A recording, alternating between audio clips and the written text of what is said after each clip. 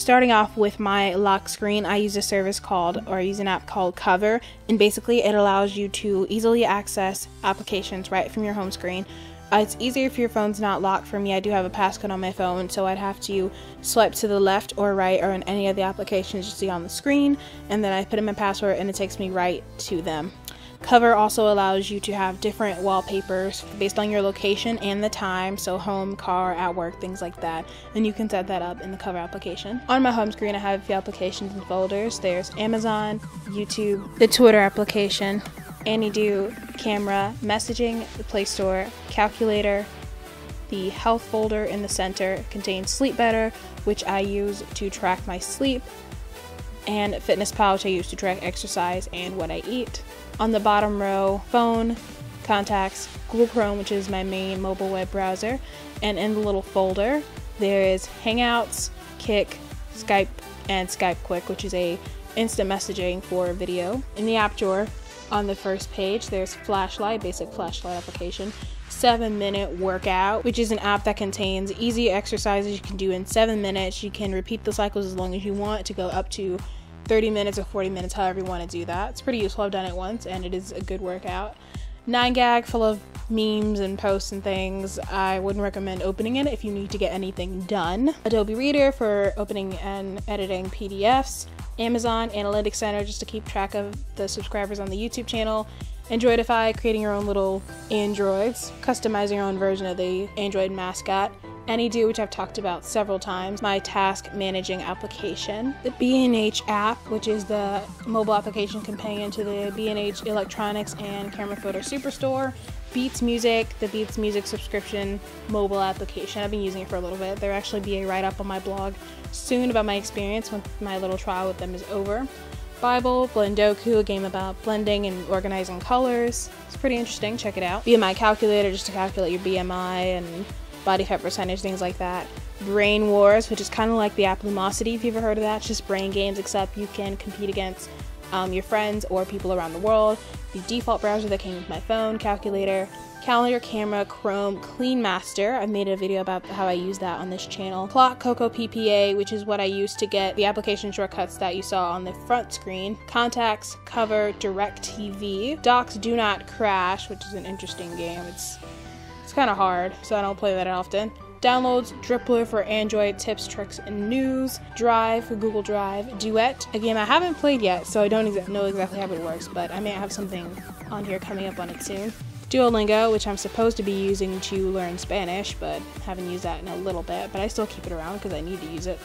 Email, Etsy for looking at handmade crafts and things made on Etsy. Facebook, feature points to get rewards for downloading apps, free apps. File Manager, Final Countdown, just a simple countdown thing. You can count down to any date or event, and it lets you know constantly how many days, months, minutes, seconds until that event comes. The Firefox mobile browser. Gallery, Guilt for designer clothes. I mostly use it just to look at designer clothes though. Gmail, Google Settings, Google Plus, which I wish you could get rid of. Hangouts. High School Story is a game where you can create and manage your own high school and its social cliques and its sports and its storylines and things. It's a real-time game, so it takes up a lot of my time. IFTTT, which stands for If This Then That. You set up little triggers. They basically work how it sounds. If Netflix adds new movies or TV shows or whatever, I get an email for all their new releases, which is pretty handy. IMDb for tracking movies and TV shows and the people that are in them. Instagram, JotterPad X, note writing application, also made a video about that. Anything I talk about will be linked in the description. Kik for messaging, it's kind of like texting without phone numbers. Listen on repeat, pretty simple, you just use it to loop any audio from any YouTube video, almost any YouTube video. Lookout, which I use to find my phone several times a week. Maps, messaging, Messenger for Facebook. Mixler, social live audio, it's kind of like radio, but user broadcasted. Mobile hotspot, music, MyFitnessPal, Netflix, no crop to size down photos for Instagram and other social media that you don't want to crop to their specified size. Notes, just a basic note-taking application. Nova settings, I have the Nova launcher on my phone, so that's how I manage the settings and things for that. Pandora, which I just started using again actually. Pattern, PayPal. Perfect 365, a selfie editing application. phone photos, Pinterest, play books, play games, play movies, play music, play newsstand, and the Play Store, oh gosh. Quick Momo Plus, which came with my LG G3. Quick Remote, which I've used a few times to turn on and off my TV, but it's not that useful for much else since it doesn't function as like a cable remote or anything, unfortunately. Restaurant Story, another real-time game where you can create and manage your own restaurant and its foods. However, it's another kind of time-consuming game, so I stay away from that one.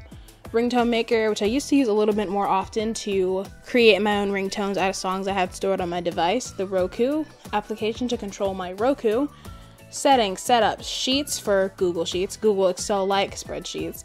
SimCity, which is basically like the real game, where you create your own city and manage and things like that. You're the mayor, but in mobile form. It's a little smaller, a little bit slower paced, but it works. SiriusXM, Skype, Skype Quick, Sleep Better, Social Blade, another kind of stats tracking application for YouTube. Songza, customized radio. You can kind of put in, you can tell it what you're doing, or based on what day it is, it gives you playlist suggestions and song suggestions. Mostly use it for ambient sounds when I'm going to sleep. SoundHound, Spotify, Squircle, which is the icon pack that you're seeing on screen right now. It's what I'm using to make all the icons look like this. It's free. I think almost everybody has heard of Stardom. It's just an application where you move to Hollywood, in this case, and you become a famous actor or actress. You kind of control your journey along the way. You can do auditions and meet friends and date people. It's interesting. Stitcher for podcasts. The Studio app for YouTubers, another stats tracking app, but it's the official YouTube one. Swacket, which is basically a weather application, except it tells you what to wear today and the upcoming days. Then we just have some built-in T-Mobile applications that aren't really that important. Tap-a-Talk for reading forums occasionally. Tap-It, which is what I'm using for the wallpaper that you see behind the applications right now. Task, the basic LG G3 task manager. Think Free Viewer, which I don't really use. Toggle, which is a time tracker. You can keep track or time anything you're doing, but the difference between that and the default timer is you can name the events that you're timing and save them in the application, and they email you a weekly kind of summary of what you timed that week. Trello, which I also made a video about, the desktop version. It's basically the same as the desktop project management application or software. Tumblr, Twitter, UCCW. I don't remember what that stands for. I want to say it's Universal Customizable Clock Widget, something like that. That's probably wrong. But basically you go in and make your own widgets, calendar and clock widgets. I created a clock widget a little while ago with the date and the time and things like that in it. It's pretty fun. You might want a bit of time before you really dive into that. There are tutorials everywhere, so don't be afraid. UPS Mobile for tracking packages. Urban Dictionary, because new words are popping up all the time. Versus, you can compare any two tech gadgets, cameras and phones and tablets and things like that. Google Voice apps like Command and Voice Recorder and Search.